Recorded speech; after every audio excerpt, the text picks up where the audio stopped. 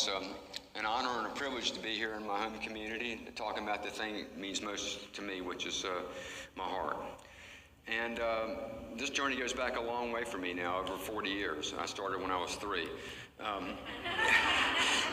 But a long time now. And it started with a couple of realizations when I was a young man. I realized that life for me had to be about continuous growth. That was what was most important. That seemed to be what life was about, what everything around me was trying to do, whether they were conscious of it or not. And I also realized that life had to be about service to others. That whatever you gained, you needed to find a way to give it. It was an incomplete feeling or incomplete circuit if you didn't give back something from what you gained in your life. And that process led me to a discovery of heart and an exploration of heart, which has been my life's work. But enough about me, except one more thing I should tell you, and that is that I've lived here proudly in Boulder Creek now for 21 years, but I'm originally from the South. So I think it's an important time to be alive. We've reached a critical juncture where humanity is making choices, where there's a revolution unfolding socially, spiritually, consciously, all kinds of different ways it's happening. And this year, this very year that we're in right now, is a very important choice point year. We are making decisions today that are going to affect our future for a very long time. Those choices will affect our individual lives, our own fulfillment, and then the future of many, many things in the world. And I think that's what a conference like today is all about. It's people coming together to share new ideas, to help us all make the choices that we need to make. In the context of these changing times, we face challenges, but we also are finding solutions. And one of the things that's emerging in the middle of all this is an intelligence we've had for a long time that we access with some consistency, but usually not with regularity. Something we've all heard about, something we all revere when we really make contact with it, and it is the intelligence of the heart itself. And heart math does a lot of things, but if I look at it simplistically and say, what are we really doing there? We're really exploring and discovering new things and then passing on information about the intelligence of the heart. And when I speak about the intelligence of the heart, I'm talking about this aspect of us we have inside that goes right down to the physical heart, where we now know new things about our physical heart we've never known before. And I'll share some of those things in just a minute. But beyond the physical heart, we have a lot more going on in regards to what heart really is. It is a source of wisdom and intelligence within us. It's high speed, it's intuitive, it's discriminating. It's that place where our authentic self, our really core of ourself, emerges from.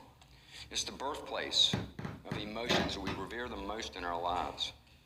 Love, care, compassion, appreciation, those kind of emotions long, long ago associated with this word heart.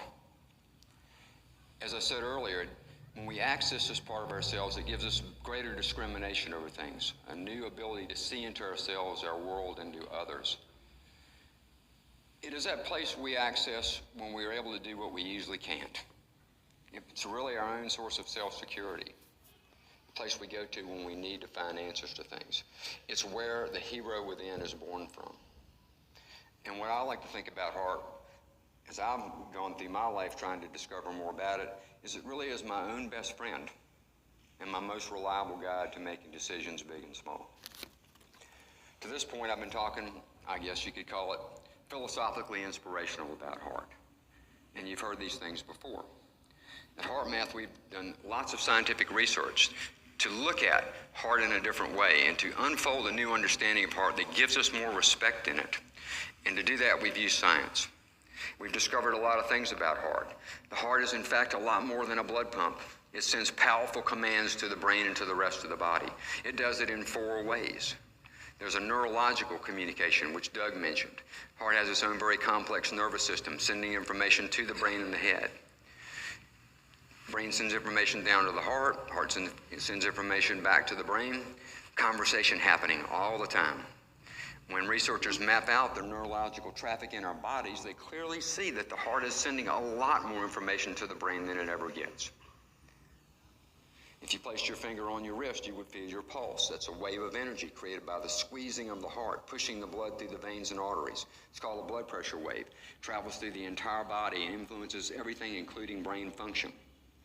In 1983, something most people don't know, the heart was actually reclassified as part of our hormonal system because it produces several very important hormones. One is called atrial peptide. One of its jobs is to reduce the release of a stress hormone called cortisol. I found that fascinating. The heart's producing a hormone to back off a stress hormone. I find that's interesting.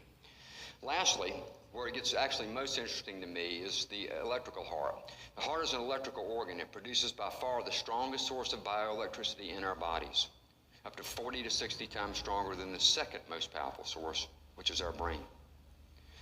This electrical energy permeates every single cell in our bodies and is so strong it radiates beyond the skin out into space. It surrounds us in 360 degrees and can be measured 3 to 4 feet outside the body. This electromagnetic energy in this field changes depending upon our emotional state. This is where it gets really intriguing. If we're experiencing strong negative emotions like anger, frustration, resentment, all those things we can often feel, it produces an incoherent spectra in this electromagnetic field.